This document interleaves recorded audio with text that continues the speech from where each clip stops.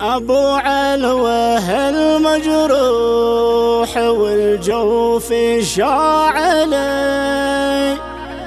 وجفت دموع العين والنار في حشاه. على ذي رحيله كدر الخاطر السلي، وما كنت ظني ليلة العيد ما نروح. فلا يا دموع العين ما بعده اهملي، لو ابكي عليه العمر ما عليه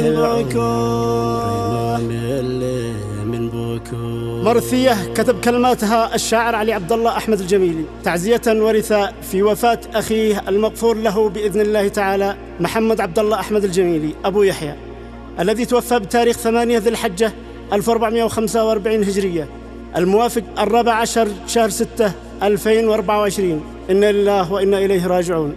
أداء الشاعر أبو مارب الجميلي، توزيع ومكساج ضاه المرادي.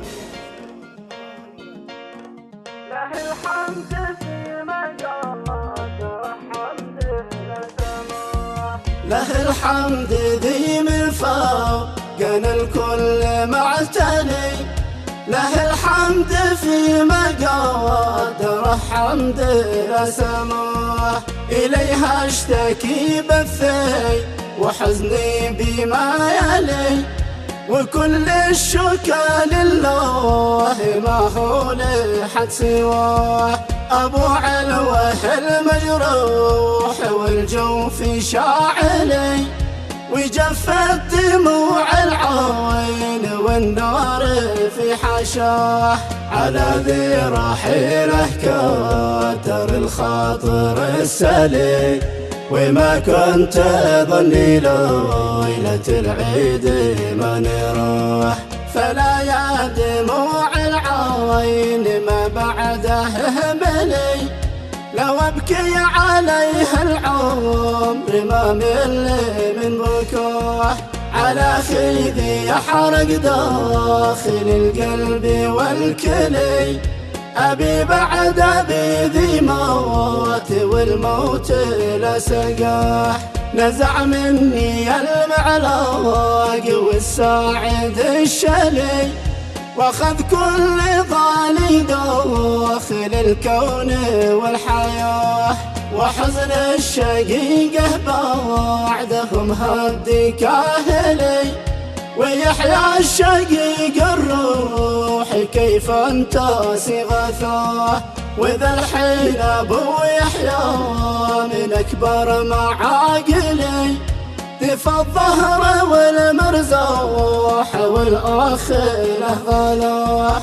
حنيني ولا حنيت من حرق داخلي، ومثلي ولو يهتوز ما هزاني سواه. هجيمه وضربه ناصلت لي مفاصلي، وإذا بالحديد الصام واتحطمت قواه.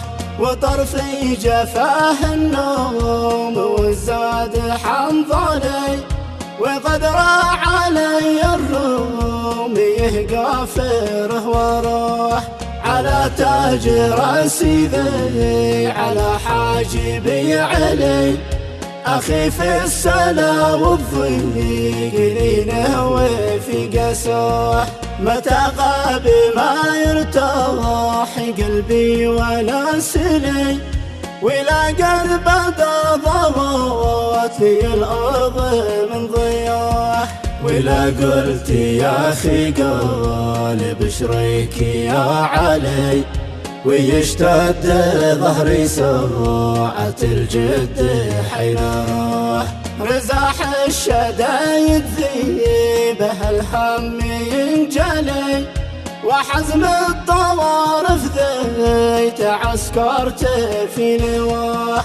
مع صاحبه يتحمل الجور والدليل، وصاحب مواقف كلها شاهده وفاه، والعقاب باقي داخل القلب ما بلي، وجوده وتاريخه مخلد مدى الحياة. خسارة كبيرة فوق قدر التحمل، ولا أقول غير الحمد لله ما قضاه. عسى الله يعوضنا بالالماس والحلي، مناجم ذهب والعود ما يختلف جناح.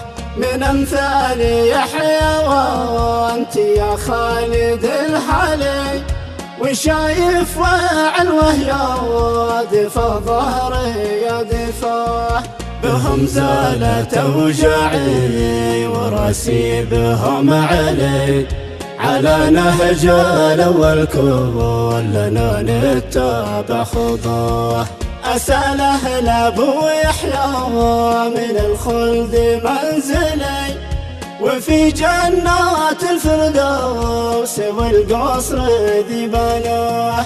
وذكر النبي للقلب مرهم وبنسلي، صلاتي على من خصها الله بالصلاة. صلاتي على من خصها الله بالصلاة.